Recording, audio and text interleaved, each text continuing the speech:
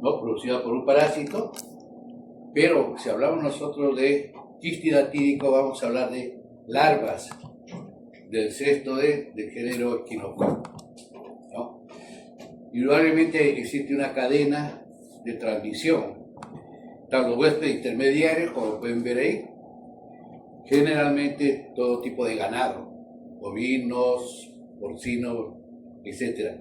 Pero también entran otro tipo de animales, ¿no? Cuadrúpedos, por ejemplo, los caballos sanos, hasta los gatos, osos, conejos, raros. Accidentalmente entre el hombre, ahí viene el problema nuestro, ¿no?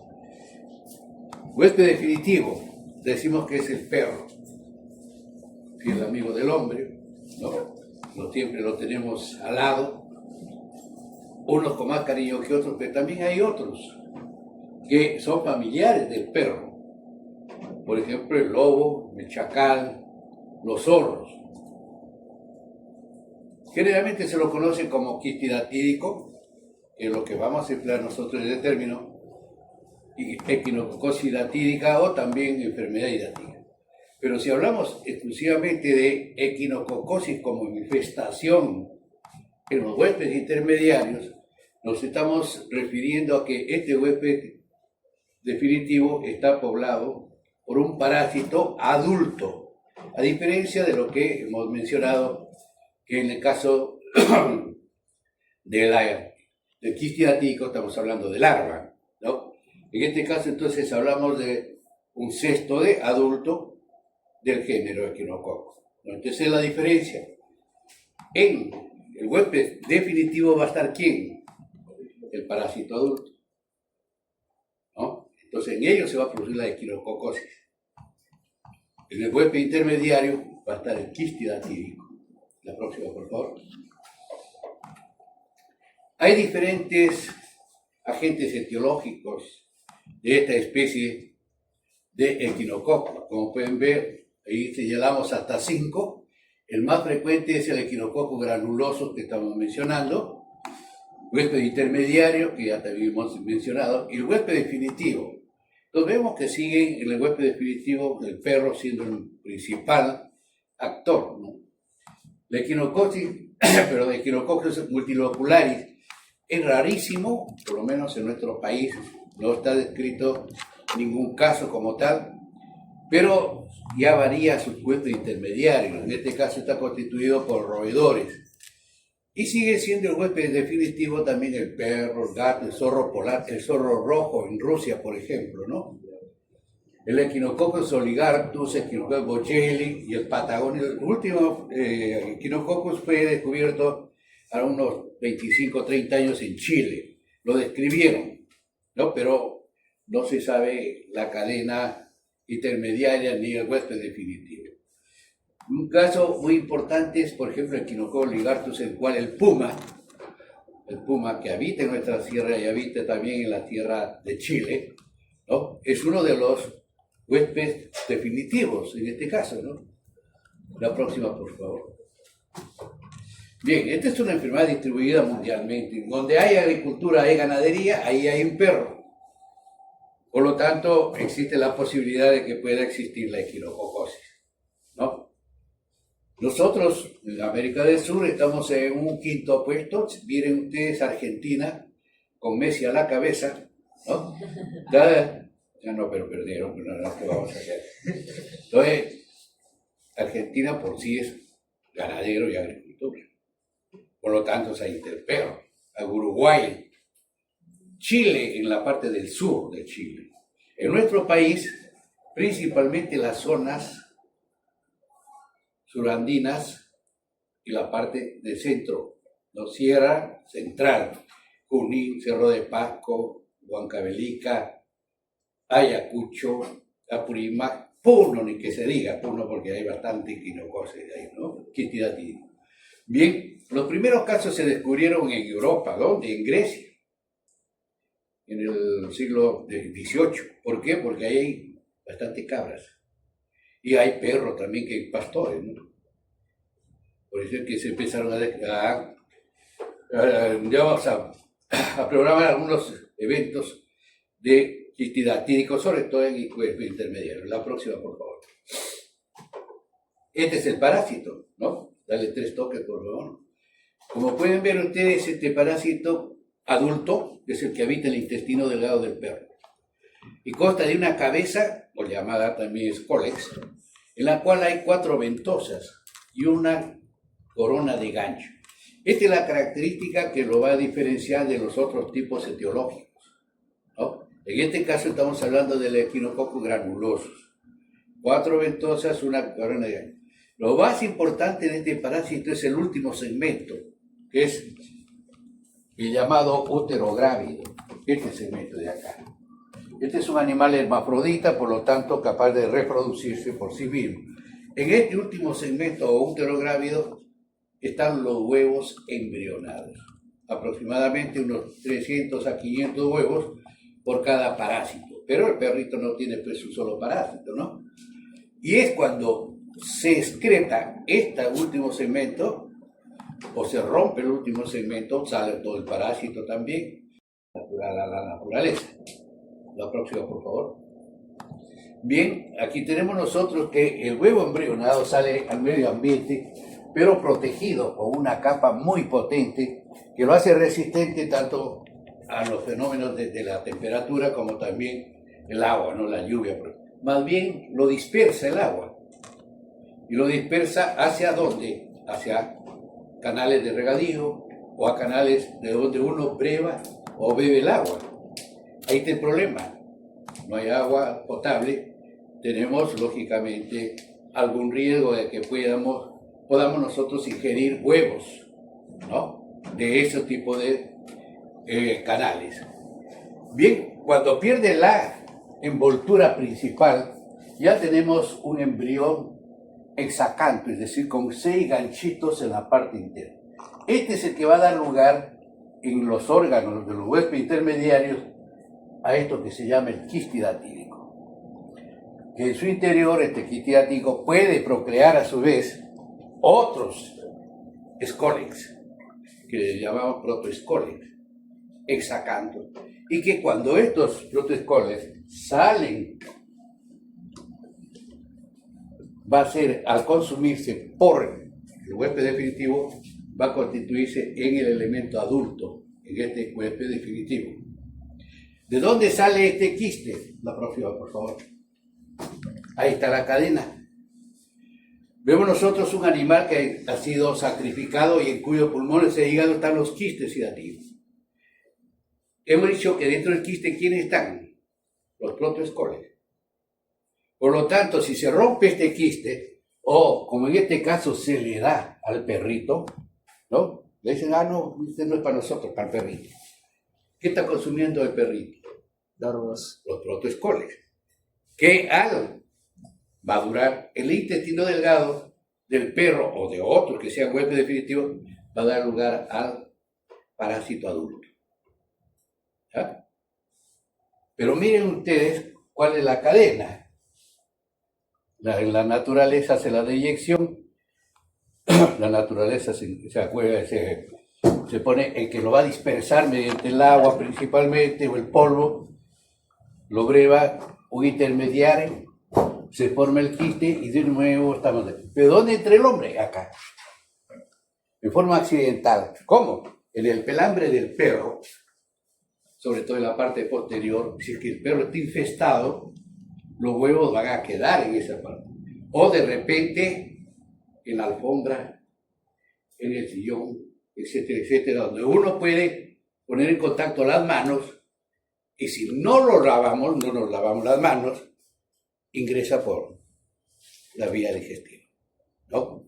Entonces el ingreso de estos huevos embrionados es por la vía digestiva.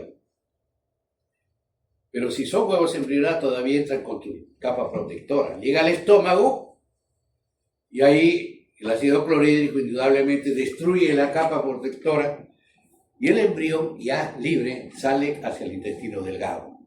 El intestino delgado se abre paso a través de la membrana o de la mucosa intestinal.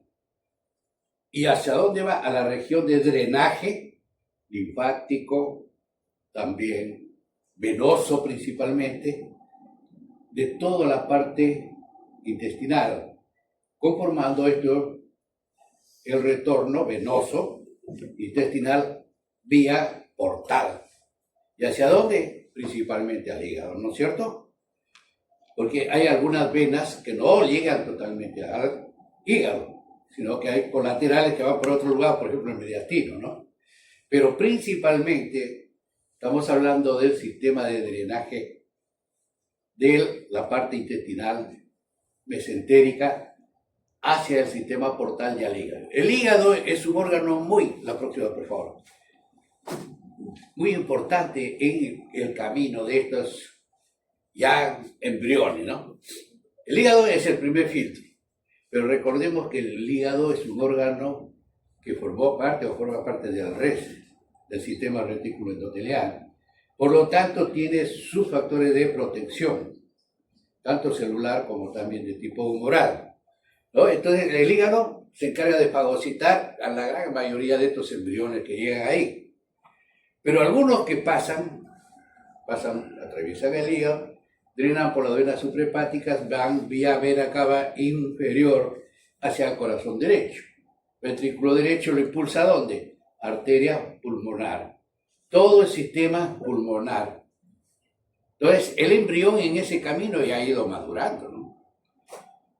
Al llegar al hígado, se enclava en algunos sinusoides y ahí va a dar lugar al quiste hidatídico hepático. Pero los que atraviesan el hígado llegan al pulmón, vía sanguínea, en un capilar, ahí se enclavan porque ya no puede pasar a través del capilar. Entonces, la implantación del embrión es vía sanguínea, de capilar.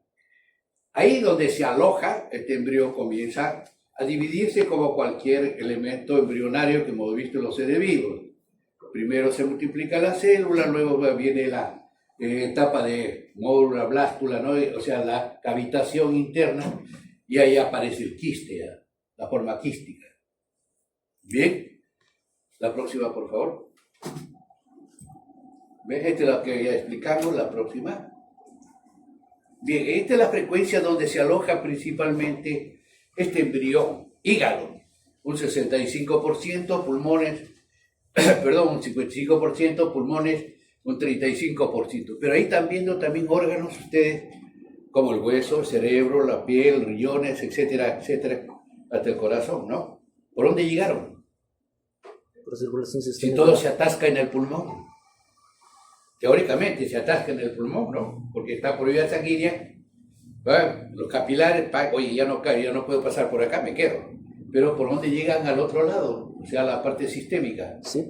Por los shanks, ¿no? En fisiología nos han enseñado. Oye, el pulmón tiene shanks, arteriovenosos. La arteria pulmonar o sus ramas y hacia la parte venosa de drenaje del lado izquierdo. Pero shanks pequeños. Entonces, a través de esos shanks pasan y pueden llegar vía sistémica a todos estos órganos. No es lo frecuente, es lo más infrecuente. Pero hemos visto nosotros en nuestro hospital quiste hidatídico en el tabique interventricular, en el tracto de salida del ventrículo izquierdo, etcétera, etcétera. ¿Por dónde llegó? Por las coronarias, ¿no? Por ahí llegó estos famosos embriones. La próxima, por favor. Bien, esta es la forma como se desarrolla ya el quiste hidatídico, o sea, la forma larvaria, ¿no? Decíamos que desde el inicio ya comienza, pues atraviesa la mucosa intestinal y en esa ida, ya, en ese tiempo ya se va desarrollando. De tal manera que, miren ustedes, a las 6 horas de haber ingresado por la vía digestiva, ya mide 200 micras. El embrión mide aproximadamente 30-35 micras. Cuando va hacia el capilar, que es un poquito más ancho, por ahí pasa del mesenterio, ¿no? Pero cuando llega al hígado, se encuentra con capilares más pequeños, ¡pum!, y ahí se queda, por el tamaño. Igualito en la parte pulmonar, ¿no? Ahí tenemos que a los 5 meses ya más o menos tiene medio centímetro de diámetro. Aquí está escrito. Esto ya es factible de verse. Este crecimiento, algunos van a leer en los libros, dicen 1 a 2 centímetros por año. Entonces, ¿cómo me explico yo que en el pulmón de un niño de 3 años tenga una pelota de 15 centímetros, un quiste de 15 centímetros. Simplemente tengo que aceptar que el crecimiento evolutivo va a ser de alguna otra manera. Y esa otra manera es que aceptemos primero 5 o 6 centímetros por año. Y lo otro es que va a depender mucho del potencial evolutivo del parásito, la naturaleza del tejido donde se aloja. El hígado no es igual que el pulmón. Por lo tanto, en el pulmón se desarrolla más rápido. El hígado es más sólido, el hueso es más sólido, etc. Y la edad y la especie parasitada. En los niños, por eso es que es más rápido el crecimiento. La especie parasitada, nosotros somos un poquito diferentes que el asno, las vacas, etc., ¿no? Por lo tanto, el desarrollo es diferente. La próxima, por favor. Este es interesante cómo crece el quiste para explicarnos nosotros por qué todavía seguimos hablando de quiste hidatídico. El quiste hidatídico, allá donde se aloja, iba a destruir órganos. Hay que tomarlo en ese sentido, destruir órganos. Por parte del tejido donde se aloja, va a haber una respuesta. Ah, este es un cuerpo extraño, espérate un momentito, vamos a formar una capa de mi propio tejido donde está alojado. Y a esa parte del tejido le vamos a llamar adventicia. Pero la adventicia es un tejido de respuesta ante la presencia del parásito ahí, ¿no? De la larva, del quiste. Pero el parásito mismo tiene su propia estructura, que la vamos a ver. Ahora, ¿cómo crece el quiste? El quiste, nos estamos refiriendo a una pelota, a un globo lleno de agua principalmente, que tiene otros elementos formes dentro del quiste, sí, pero básicamente se va a desarrollar como si fuera un globo de agua. ¿Pero por qué se llena? Ahí está la situación. Nosotros vemos que está dentro del tejido. Su alrededor hay que medir su pH, la osmolaridad, etcétera, ¿no? La osmolaridad de dentro del parásito, o sea, dentro del quiste, es mayor que la osmolaridad de fuera del tejido. Por lo tanto, hay una circulación de líquidos de afuera hacia adentro. Este aumento de líquido dentro del parásito es lo que le da la presión dentro del globo. Al darle la presión, comprime órganos en los cuales está alojado. En este caso vemos nosotros que está comprimiendo un bronquio. Estamos hablando de pulmón, ¿no? Y ahí donde comprime, produce isquemia localizada. Luego viene la necrosis, cae ese tejido y se establece de suerte una especie de comunicación entre la luz bronquial y el espacio que rodea al quiste. Hasta ahí todo es virtual. Cuando se enferme el quiste o muera el quiste, se hará real esa comunicación. Entonces debemos mencionar que hay, en el pulmón estamos hablando por si acaso, que existen comunicaciones bronquiales producidas por la compresión del quiste sobre su pared y también de los vasos sanguíneos, por si acaso.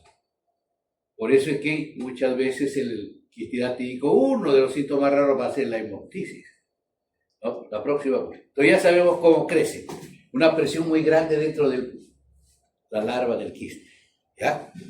Bien, esta es la estructura hidatídica y hemos hablado de la adventicia. ¿Qué cosa es?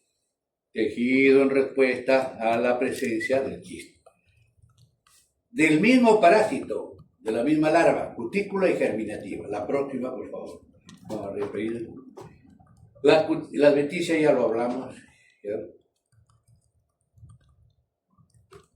Una característica principal de la adventicia es que es un tejido fibroelástico, por lo tanto capaz de estirarse, pero resistente. Bien, en el quiste hidatídico o la larva propiamente dicha, la cutícula tiene una característica principal que lo hemos resaltado ahí. Es semipermeable para coloides y cristaloides, pero no para los gérmenes. Por lo tanto, hay intercambio de líquido, hay intercambio de elementos químicos, ¿no? Glucosa, albúmina, etcétera, etcétera, aminoácidos, hasta proteínas. Pero los gérmenes no pueden entrar mientras el quiste está vivo, viable. Miren que estamos Ojo, la relación, no olviden eso, la relación con la luz bronquial, que ahí sí hay gérmenes. Recuerden que el árbol bronquial tiene una flora normal, pero dentro del árbol bronquial. Pero si sale del árbol bronquial ya no está en su lugar, en su hábitat normal. Por lo tanto, se va a manifestar como una infección, ¿no? Bien, la próxima, por favor. La germinativa es la capa más importante del quiste, es la capa más interna y de la cual se van a originar, mediante un proceso de germinación, se van a originar los nuevos escoles. ¿Ya? Mediante este proceso de germinación va a llegar a producir unas formaciones que se llaman la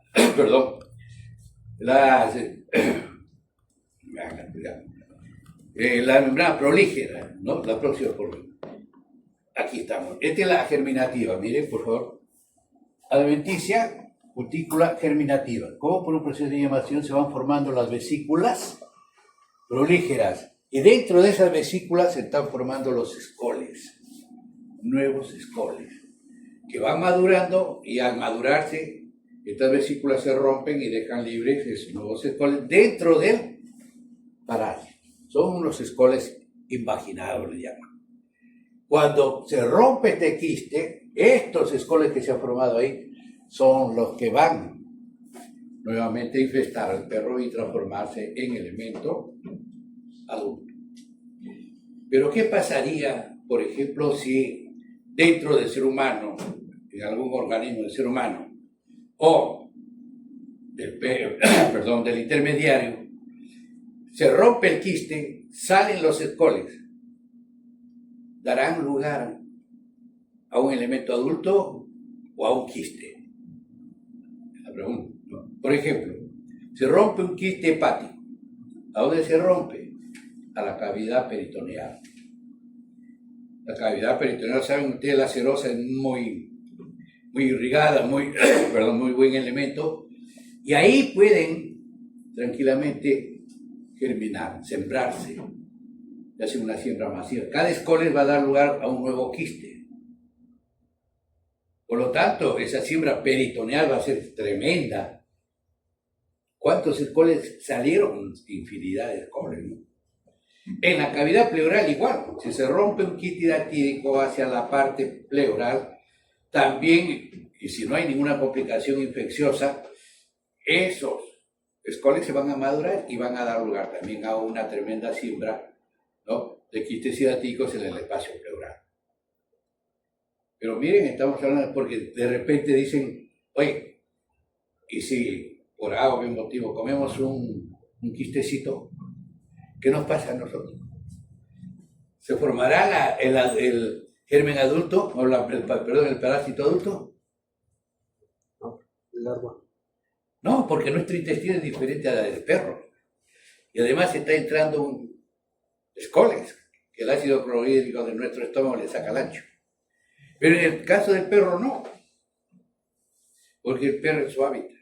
O también la familia del perro, no los ogros, chacales. Por eso es que no se destruye el escoles con ellos. Lo come y parásito. ¿Ya? Bien, la próxima, por favor. Bien, ya esto, vamos un poquito más rápido. El líquido hidatídico ya lo mencionamos, casi todo agua, y hay algunos elementos químicos. Los elementos formes que son los escoles, parte de los escoles muertos, de parte de las vesículas prolígeras destruidas, etc. Al final le vamos a llamar arenilla hidatídica. La próxima, por favor. El líquido hidatídico ya mencionaba más o menos su composición, ¿no? Pero contiene algunos elementos que son importantes. Por ejemplo, la glucosa. Porque esta glucosa va a servir como una especie de alimento para un tipo de escoles que sí pueden germinar. Más bien, otros no. La próxima. Ahí está. Cada vesícula prolígera, miren, tiene entre 30 a 40 escoles, pero hay una infinidad de vesículas prolígeras. Los escólices son de dos tipos dentro del quiste hidatídico.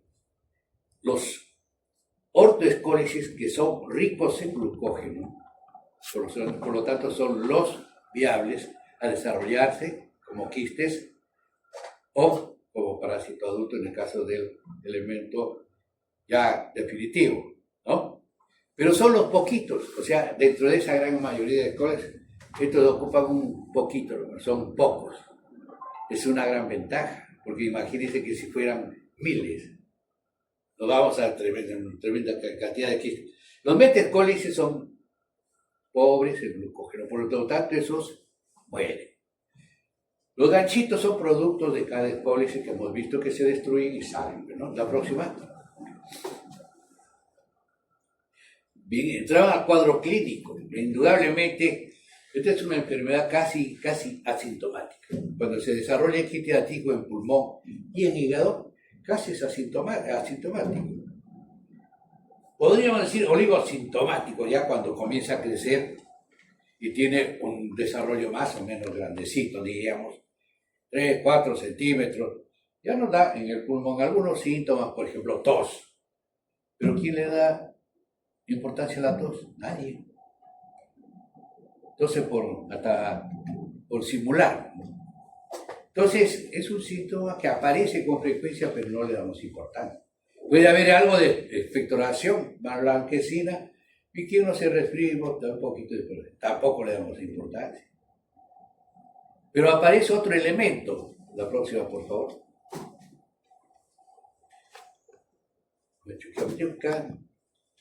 Ay, el dolor torácico. Ahí sí. Ya cuando a uno le duele la espalda o el pecho, ya se preocupa, ¿no? No es porque te hayan paleado, sino algo hay adentro. Entonces, eso se amerita una investigación. Entonces, recuerden que el niño no habla, por si acaso también, ¿eh? El niño primero juega y después, bueno, si le dolió, ni le dice a la mamá nada. Por eso es que en el niño se desarrolla casi sintomático. Pero en el adulto es otra cosa, ¿no? Le duele, ay. Y a veces queja de todo, ¿no? Aparte del dolor. Entonces, cuando hay dolor, ¿a dónde va? Si no es al curandero, va a la posta médica, si hay que ir posta médica, o al centro médico. Entonces, en el centro médico donde van a estar ustedes como serumistas, tienen que darle importancia a eso. Porque la mayoría no, le toma tu paracetamol, nomás no pastillas, ¿no? Se lo mandan a su casa. Entonces, ¿cómo ese dolor lo puedo traducir yo a un diagnóstico más cercano? Un centro médico ya tiene por lo menos un maquinita de rayos X, ¿no? La posta no. En nuestro país, lo único que tiene es las paredes, nada más. Pero un centro médico ya un poquito más grande, ya hay médicos. ¿Entonces, qué hay que indicar? Le duele la espalda, oye, espérate un ratito, mejor tómate una plaquita de rayos X. Y le digo frontal y lateral. Frontal y lateral. Generalmente lateral derecho, ¿no? Entonces ahí cuando ya le toman la plaquita, uy, tiene un huevito de paloma, ¿eh? Quiste atípico. Ahora, ¿por qué duele? Eso es lo importante. Cuando se desarrolla el quiste atípico a nivel periférico del pulmón, lógicamente todo cuerpo extraño siempre va a tener como respuesta una cuestión inflamatoria. Recuerden eso. Por lo tanto, el quiste es un cuerpo extraño. Al pegarse hacia la pleura visceral y por continuidad la pleura parietal, va a producir algo de dolor, de inflamación y por lo tanto dolor. Ahí está la explicación del dolor. Pero si me duele en la base de atrás, derecha, abajo, bueno, de repente puede ser muscular, lo que ustedes quieran, pero en la placa, y saco una pelota ahí, ¿no? Quiste. Y si estamos, ojo, la epidemiología no se olvide. ¿De dónde es el paciente? Lo primero que tienen que preguntarle, ¿de dónde eres? ¿De dónde naciste? Porque puede haber importados, ¿no? Bien, ahora, la hemoptisis ya le dijimos por qué se puede producir, es eventual, pero a veces viene cuando el quiste comienza a perder un poco de líquido, ojo, cuerpo extraño. ¿Qué es lo que va a originar por parte del organismo? Una respuesta inmunitaria también, ¿no es cierto? Porque hay transferencia de elementos que pueden ser alergénicos y el organismo va a captarlo y lógicamente se sensibiliza y va a formar anticuerpos. Y esos anticuerpos lógicamente se van a manifestar cuando entren en reacción con esos alergénicos. ¿Y qué va a producir? Un rash cutáneo, le sale una roncha, no sabes de qué, pero no es la regla, por si acaso, sino son eventos. Pero esto puede llegar a un poco más, ¿no? Entonces la respuesta puede ser una línea asmatiforme, por ejemplo. ¿Cómo? El líquido se va perdiendo hacia la parte del árbol bronquial. Recuerden que la mucosa bronquial es muy sensible, ¿no? Realmente. Al ponerse en contacto con todos los elementos alergénicos, reaccionan, ¿no? La mucosa bronquial, una reacción de tipo inflamatoria alérgica. Y me produce una cuestión tipo asma. Pero a veces dicen, no es asmático. No, hay que hacerle caso. Toma tu antiasmático, le llaman, ¿no? Le hacen comprar un pus que vale 200 soles, no sé qué vale. Oye, tenemos que pensar ahí, ¿no? Puede haber una reacción anafiláctica, sí, cuando la reacción antígeno-anticuerpo es muy severa, muy grave. En quiste hiatídico pulmonar es raro, rarísimo, pero sí cuando se rompe un quiste hiatídico a nivel del peritoneo, que es una membrana mucho más grande que la pleura parietal y más sensible. Por lo tanto, ahí puede darte un shock anafiláctico y puede ser causa de muerte. En el caso pulmonar, más bien es el tamaño el que nos va a preocupar, porque se puede romper un quiste hiatídico pulmonar y hacia dónde se vacía. O se rompe la pleura, que es más raro, o se vacía hacia dónde, hacia el árbol bronquial.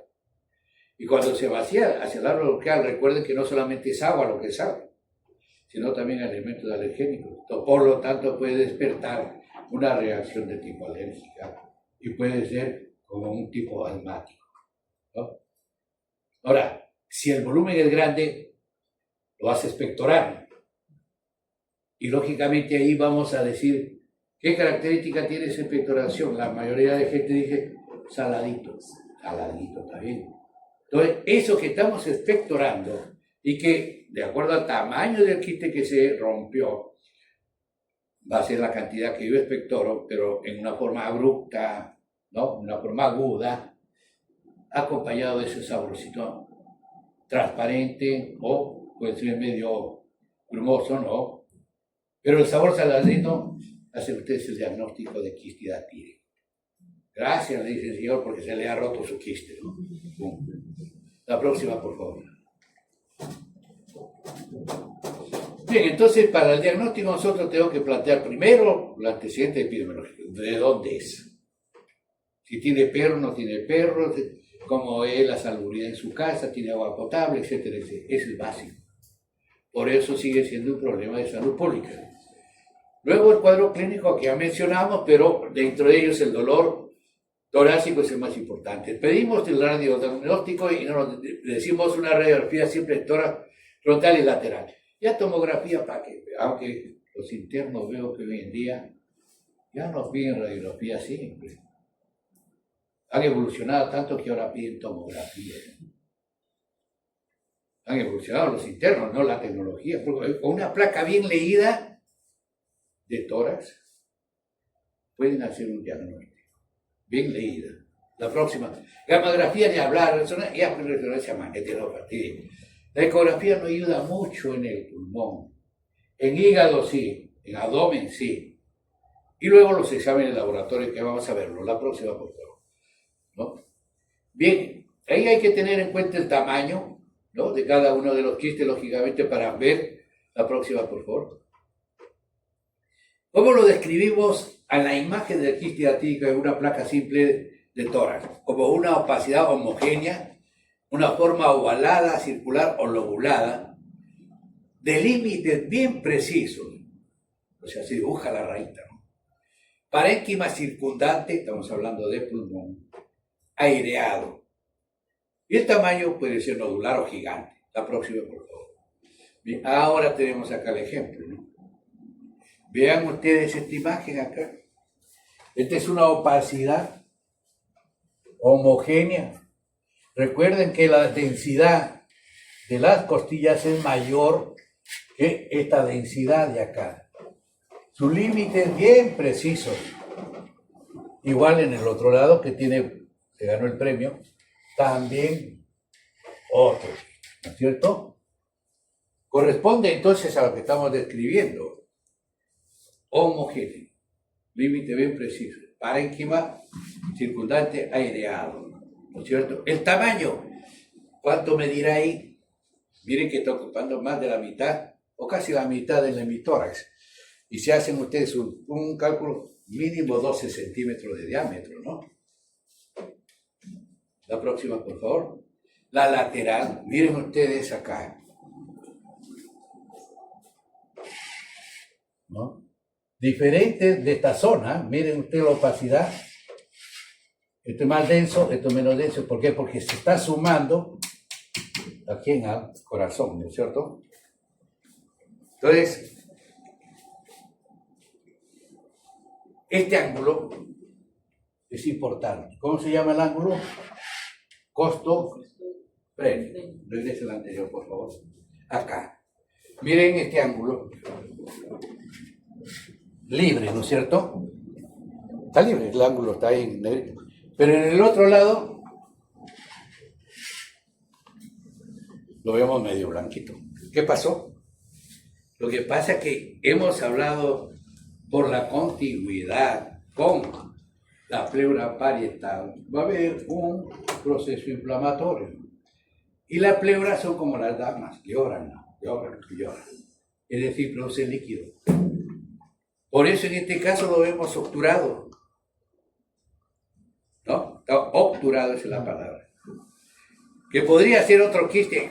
Bueno, hay que verlo, ¿no? ¿Dónde lo veríamos? En la lateral. Por eso frontal y lateral. La próxima, por favor. Ahí está la lateral. Está libre, en este caso, ¿no?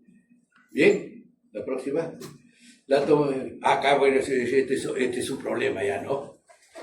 Todo el lado izquierdo prácticamente está blanco. No vemos nosotros el ángulo costofrénico muy, muy nítido, no lo vemos, ¿no? Me daría la impresión que está ocupado. Hacia arriba me da la sensación, no ha salido completa desgraciadamente la placa, pero me da la sensación que acá hay un poco de aire, ¿no? Bueno, pero tengo dudas, lo que puedo plantear de diagnóstico. El mediastino está desviado hacia la derecha, ¿no? La silueta cardíaca está tirada para allá.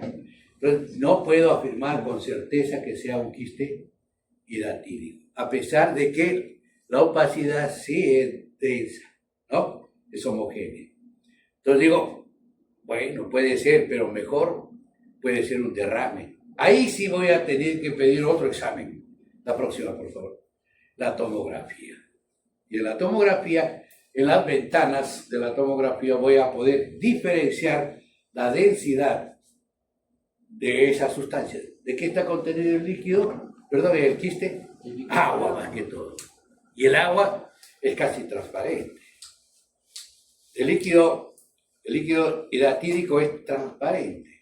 Pero como está en una estructura, casi no se ve, ¿no? Entonces, miren ustedes las mismas características, ¿no? Miren, acá hay parénquima, redondeadito, bonito, ¿no? Igual en el de abajo, en esto acá lo podemos ver acá, el ángulo costofrénico está libre. Entonces, ¿qué será? ¿Un tumor? ¿Qué dicen ustedes? ¿Ah? Puede ser, pero el tumor tiene esos límites así precisos, o el tumor de repente tiene unos límites un poquito medio lobulados por ahí, y la densidad, si es tumor sólido, va a ser mayor, ¿no? No va a ser como esta. Entonces, para eso la tomografía sí me va a ayudar. La próxima, por favor.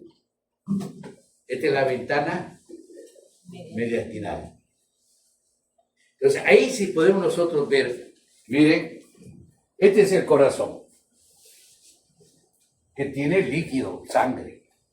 El músculo cardíaco, ¿Alguien se metió? Ya. Miren la densidad de acá y compárenlo con lo de acá. ¿Cuál es más denso? El corazón. ¿Qué quiere decir eso? Que esto es líquido. ¿Será tumor? Ya no, se aparta. Y al redondito, además, con aire, límites bien precisos. ¿Qué cosa será? Quiste datídico. ¿Sí? Entonces, la próxima, por favor. Bueno, ese ya lo vimos. La próxima. Vamos a ver. Pues complicaciones. La principal complicación es la ruptura del quiste. ¿Y hacia dónde se va a evacuar el quiste? Hacia el árbol bronquial. Ya hemos mencionado nosotros que comienza una expectoración abrupta con tos exigente y sabor saladito. ¿Cómo se llama eso? Vómito. La producción, sigue sacando por favor. Ahí está la famosa vómita. No hay ninguna otra estructura o enfermedad pulmonar que produzca este tipo de vómito, entre comillas. No hay. ¿El absceso pulmonar podrá ser? Está bien, el absceso se puede evacuar a través de un bronquio, pero ¿qué sale del absceso? Materia purulenta. Tiene un cuadro clínico, etcétera, etcétera. Entonces, ya vamos haciéndolo. Hemos mencionado que a nivel de pulmón puede evacuarse o romperse hasta la pleura, el espacio pleural, pasar entero o de repente romperse y pasar el líquido, sembrar los escoles. Pero recuerden qué cosa hay en el pulmón que queda, una cavidad. Esa cavidad adventicial tiene comunicaciones con los bronquios.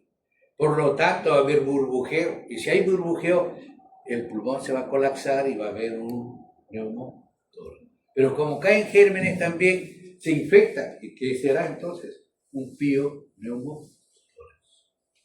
¿Ven? Entonces la complicación no es tan sencilla, ¿no? Quiste datídico complicado, hay que darle importancia, ¿no? Ahora puede también romperse hacia los vasos sanguíneos, principalmente venas, y puede sembrar, las venas siempre van al lado derecho, ¿no? Puede sembrarse a nivel pulmonar como un baleado, ¿no? Se llama metástasis datídica, no es frecuente, no es frecuente. O romperse hacia una víscera hueca, tipo esófago, tipo pericardio, y hacer siembra. Si es al esófago, pues lo pasamos al estómago y ahí lo van los. Pero si es al pericardio, es un espacio seroso, estéril, porque por lo tanto va a haber formación de pequeños quistes un momento. Puede ser a través de la pared torácica un poco más, ¿no? La pared torácica es más dura. Y es difícil que mejor empujar contra el pulmón que empujar contra la pared torácica. La próxima. Bien, ya hablamos de eso. Listo, la puerta. También hemos mencionado que puede haber muerte. La próxima, por favor. ¿Ya? Los signos que los radiólogos, al ver una placa simple de tórax de un quiste datídico complicado, han llamado, ¿no? Primero, el más frecuente, el signo del camarote, signo de la media luna, signo de esa canasta, signo de doble arco, signo del papel arrugado o del pañuelo, que le llaman, ¿no? Veamos algunas cosas. ¿Qué es el signo del camarote? La próxima, por favor. Ya, en este caso nosotros podemos observar una cavidad con un nivel hidroaéreo, ¿no es cierto? Pero no hay nada, está bonito el nivel. Entonces yo puedo decir, oye, esto no puede ser un quiste datídico, puede ser, apartándonos de la parte del cuadro clínico, puede ser un absceso cavitado o un quiste de otra naturaleza que se ha llenado de líquido, ¿no? Pero no puedo decir yo que es un quiste datídico. Pero sí en la segunda figura, ¿no?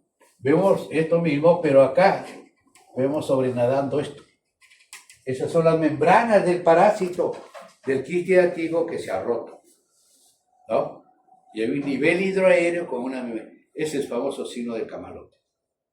Pero hemos dicho también que puede perder el líquido poquito a poquito. Y lo que era un espacio virtual con el bronquio, aquí se comienza a hacer real. Esto es aire. Y este es el parásito que se aplasta de a poquito, ¿no? Ese es el signo de la media luna. Casi nadie lo ha visto, pero se describe. Los radiólogos son exquisitos para describir eso. Lo otro, miren ustedes, ya perdió líquido de la parte interna.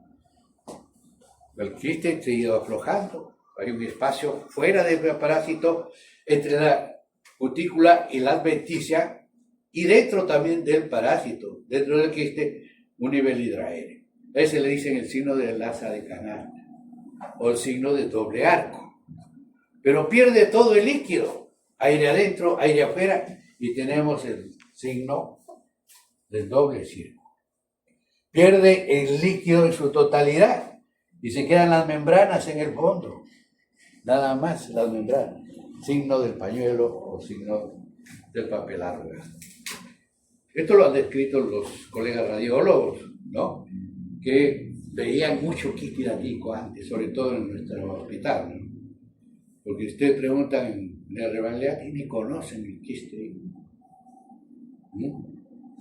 Bien, la próxima, por favor.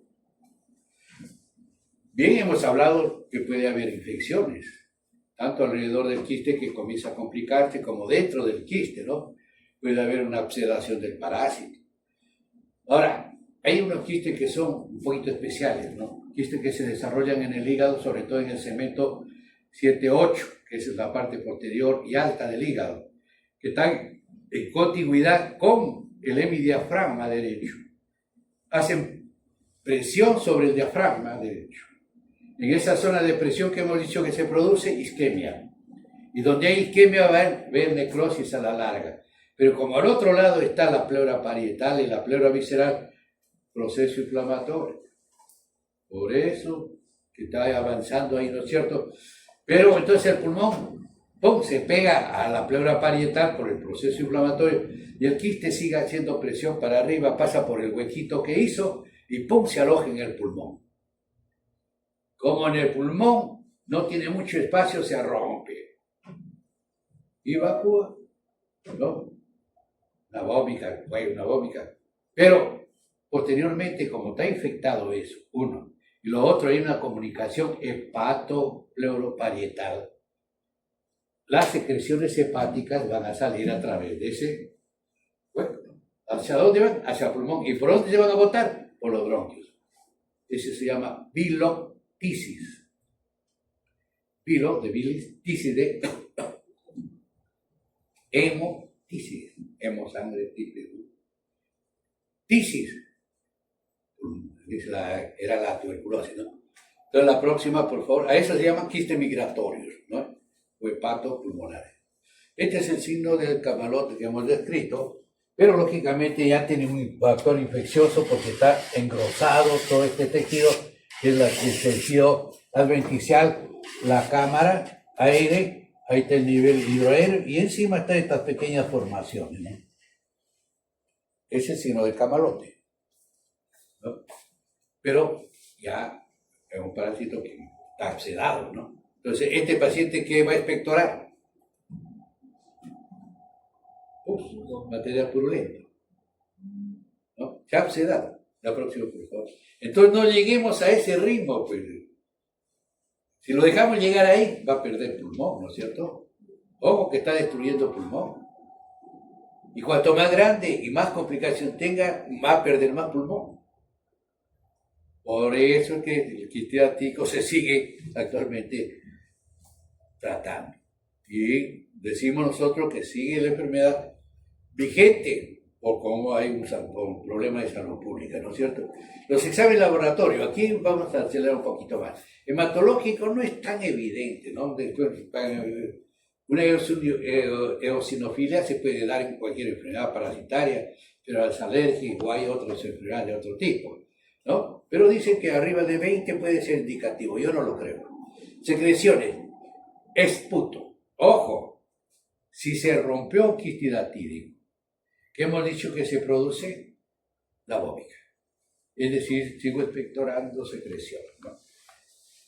Lo lógico es que si yo tengo esa evidencia recién, le diga, oye, está expectorando, ¿por qué no le hacemos un examen de esputo? Sí, ¿y qué vas a pedir? Que me vean, pues, si hay ganchitos, si hay otros elementos formes que están eliminados ahí, o si hay pedacitos de membrana, ¿no? Al laboratorista le dicen así. Usted ya está pensando en qué puede ser quiste. Entonces, Si yo tengo en ese examen de esputo evidencia que ha habido escólisis o ganchitos, hay quitina de la membrana, ¿qué voy a decir? El positivo es quistidatídico, porque estoy encontrando sus elementos formes del quistidatídico. Entonces, el examen de esputo es importante en la ruptura que sea, digamos, próxima, ¿no? No muy lejana. Porque más lejana ya se infectó, ahí sí ya no van a encontrar eso. La próxima, por favor. Entonces, eso confirma el diagnóstico, por si acaso, ¿ya? Encontrar en el esputo esos elementos confirma el diagnóstico de quiste hidatídico, no hay duda. Ven, los exámenes inmunológicos en realidad tienen relación con muchos factores, ¿no? Ustedes ya lo conocen, vamos de frente al otro, a los exámenes. Ya. Bien, hay algunas pruebas dérmicas que se hacen como el PPD, ya no se hacen ahora. Es historia. Pero las pruebas serológicas, para mí, una de las mejores pruebas es la prueba de inmunoprecipitación, que es la inmunoelectroforesis para la detección del arco quinto de Caprón. Esto se hacía de una forma común hace 40 años o más, ¿no? La inmunoelectroforesis. Tiene una sensibilidad alta, que llega hasta 90% dependiendo del órgano. Y tiene, ojo, una especificidad. Ustedes cuando hablan de inmunología dicen eso, ¿no? Sensibilidad, especificidad, ¿no? Tiene una especificidad de 100%. O sea, en otras palabras, si el arco quinto es positivo, es quistidatídico, sí o sí. Bien, la próxima. Pero hay que aprovechar la tecnología. Tenemos la técnica de aglutinación. La hemaglutinación es una muy buena prueba también. Entonces ya tenemos dos, el arco quinto y la hemaglutinación, o Embotes que le llaman, ¿no? O Western blot. Lo otro, aglutinación de látex es para estudios más que todo de grandes poblaciones. La próxima, por favor. Aquí sí viene un examen que ustedes lo conocen. Un examen enzimático que es el examen de ELISA. Si lo piden específicamente para quiste hidatídico, tiene una alta sensibilidad, miren, 95. Casi una especificidad de 7, casi. Lo que quiere decir que hay un 2% aproximadamente de que hay falsos positivos. Entonces, si el ELISA es positivo, me inclina bastante a pensar en que es quiste hidatídico, pero no me dice totalmente que es quiste hidatídico, ¿no es cierto? Bien, esas tres pruebas son. ¿Qué es lo que podríamos pedir mejor? La prueba de ELISA es una buena prueba. Si ya no hacen arco quinto, pedir una prueba de ELISA en segundo lugar o una de hemaglutinación, un Embotes, ¿no? Esas tres pruebas. Pero ya no hacen arco quinto, yo pediría ELISA para él. Y del ELISA hay varias pruebas actualmente, ¿no?, que hacen detección de otros factores para quiste hidatídico. Hay como 5 pruebas adicionales, ¿no? La otra, vámonos. Bien. Tratamiento médico para el quiste hidatídico pulmonar está contraindicado. Pero hay colegas que no sé, la verdad a veces me da cosquillas cuando digo, ¿de qué universidad vienen, no? Por más que se le dice que el quiste hidatídico no pulmonar, no se le debe dar tratamiento médico antiparasitario. ¿Por qué? Porque lo mata al parásito. ¿Y qué queda? Una cavidad. Recuerden eso siempre, la cavidad penticial. Y que tiene comunicaciones bronquiales. Y que va a llegar gérmenes ahí. Y que se va a convertir en un absceso. Entonces, ¿para qué darle tratamiento médico? Si le vas a complicar la vida. ¿Ah? Y que lo que podías operarlo bonito, un quiste hidatídico hialino bonito. Vas a hacerle lobectomía, vas a hacerle neumonectomía, o sea, sacar un lóbulo, un pulmón, cuando ya se complica. Pero ¿para qué darle tratamiento? No se le debe dar. Excepcionalmente, cuando hay una metástasis hidatídica. Excepcionalmente. ¿Por qué? Porque los quistes seguían aquí, chiquitos en ambos pulmones, está sembrado como si fueran micronódulos, ¿no? Entonces ahí sí, para que esto nos crezca ya, ¿no? Excepcionalmente, pero en lo otro nunca den tratamiento médico. ¿Qué tratamiento médico se da? Actualmente el albendazol, 10 miligramos por kilo de peso. En el ser humano 3 meses aproximadamente, y eso en los animales, para desparatizarlo, los perritos, 3 días nada más, 10 miligramos por kilo de peso. Entonces, salud pública, es difícil tratar la hidatidosis. Y los perritos, pues claro, son participantes de las... No es difícil entonces, ¿no? Cuestión de voluntad política nada más. Y lo otro es, porque las zonas donde hay hidatidosis en gran incidencia están conocidas hace tiempo. No lo estamos descubriendo recién. Pero igualito, ¿no? ¿Cuánto me cuesta a mí operar un paciente? Solamente costo por la operación, ¿no? ¿Cuánto me cuesta perder ese paciente con su complicación? Que puede llegar a la inhabilitación del paciente, ¿no? Eso es lo que tenemos que poner en la parte práctica de la medicina, ¿no? De salud pública. Bien, entonces ahora sí vamos a entrar. El praziquantel es un medicamento que se usa solamente en quinococcus multilocular, y que hemos dicho que en nuestro país no hay, ¿no? La próxima, por favor. Bien, tratamiento quirúrgico, sí. Hay 3 cosas para tomar en cuenta: vía de abordaje, extirpación del parásito y tratamiento de la cavidad residual. El pulmón nunca se debe dejar de tratar eso, ¿no? La próxima. Bien, vamos a ver qué técnicas existen: la técnica de Armand-Hugon o técnica del parto. Esto significa que vamos a sacar al parásito entero. Está indicado en aquellos quistes que son medianos o pequeños y que hay que dominar la técnica, ¿no? Primero lo que hay que hacer es un aislamiento del quiste, y abierta la cavidad torácica, yo lo aíslo, ¿no? Con gasitas empapadas en hipersodio, hago una incisión en la adventicia, por eso está resaltado, y luego saco al parásito enterito, un huevito, ¿no? Pero ¿qué me queda? La cavidad adventiciana.